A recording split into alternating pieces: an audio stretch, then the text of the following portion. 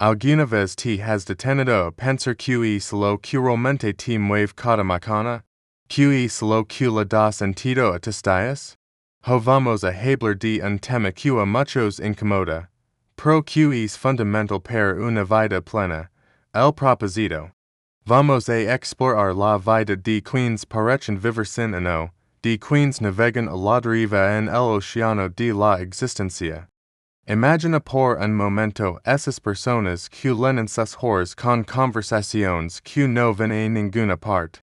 Hablan del clima, de los problemas de otros, de trivialidades que se desvanecen en el aire tan pronto como se pronuncian. Su comunicación es un eco vacío, una forma de matar el tiempo, pero no de vivirlo. No hay intercambio de ideas, no hay crecimiento. Solo un ruido de fondo para apagar el silencio de una vida sin rumbo. Ahora piensa en el mundo laboral. ¿Conoces a alguien que trabaja solo por el cheque a fin de mes? Se levanta, cumple su horario, hace lo mínimo indispensable y regresa a casa. No hay pasión, no hay un deseo de mejorar, de crear algo significativo. Su trabajo no es una extensión de quienes, sino una obligación, una celda de 8 horas diarias. Esta desconexión entre su esfuerzo y su espíritu les roba la energía vital, convirtiendo su potencial en una simple transacción económica. El resultado es el agotamiento crónico, la sensación de estar estancado y, a la larga, una profunda insatisfacción. Y que me dices de quienes viven al día, pero no en el buen sentido de disfrutar el presente, sino en el de no tener ningún plan, ninguna visión de futuro. Reacción a lo que la vida les lanza, pero nunca toman el timing. Sus decisiones son impulsivas, basadas en la gratificación instantánea.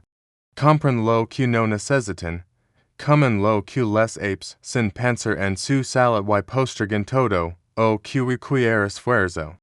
Confunden vivir el momento con simplemente darse, levar por la corriente, sin darse cuenta de que esa corriente a menudo los arrastra lugares don nunca quisieron estar. Viven para comer en lugar de comer para vivir, buscando en la comida un consuelo efímero para un vacío mucho más profundo. Este estado de vulnerabilidad, de falta de un anclaje interno, los convierte en a blanco fácil. Los políticos, por ejemplo, saben cómo explotar esta falta de dirección. Con promesas vacías y discursos populistas, manipulan a las masas que no tienen un criterio propio.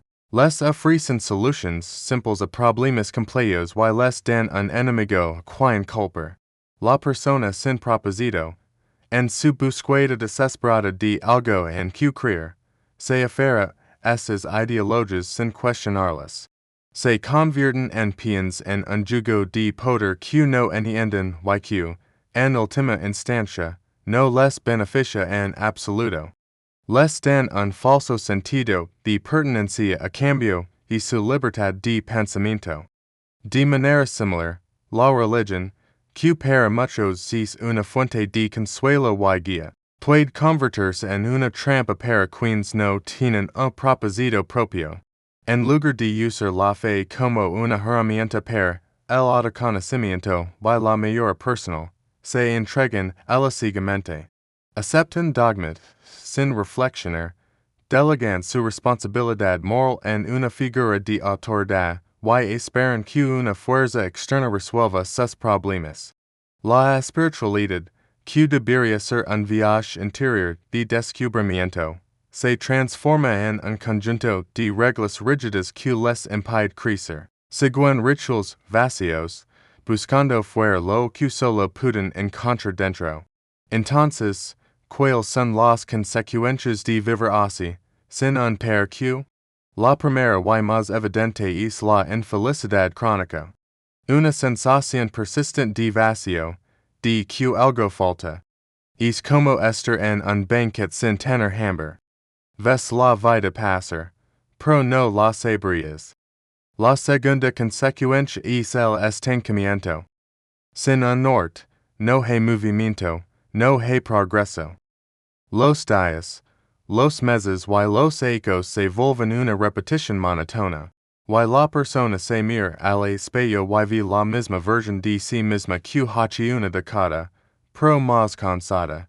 El impacto más profundo es la pérdida del yo. Cuando vives sin propósito, dices que el mundo te define. Te conviertes en lo que tus padres quisieron, en lo que tu jefe espera, en lo que la sociedad dicta. Tu identidad se disuelve en las expectativas de los demás. Pierdes tu voz, tus sueños, tu esencia. Y un día te despiertas y te preguntas, ¿quién soy yo realmente? Esa pregunta puede ser aterradora. Ahora bien, si te has sentido identificado con algo de esto, no te desesperes. No estás solo y, lo más importante, no es una sentencia definitiva. El hecho de que estés escuchando esto ya es una señal de que una parte de ti angela algo más. Y aquí viene el consejo que quizás necesitas escuchar desesperadamente. Deja de buscar el propósito fuera y empieza a buscarlo dentro. El propósito no es un tesoro escondido en una isla lejana que tienes que encontrar. El propósito se construye, no se encuentra. Se construye día a día, con cada pequeña decisión que tomas. No se trata de una única y gran misión cósmica. A menudo, el propósito se encuentra en las cosas más simples. Mi consejo es este, empieza por la curiosidad. Que te interesa cuando eres niño, antes de que el mundo te diera lo que deberías ser? Que temes te hacen perder la noción del tiempo cuando hablas de ellos. Haz una lista. No juzgues, solo escribe.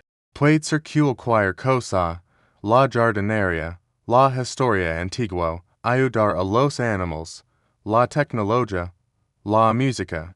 Una vez que tengas esa lista, elige una sola cosa y dedica 15 minutos al día a ella. Solo 15 minutos. Lee un artículo, mira un video, practica una habilidad. La clave es la consistencia.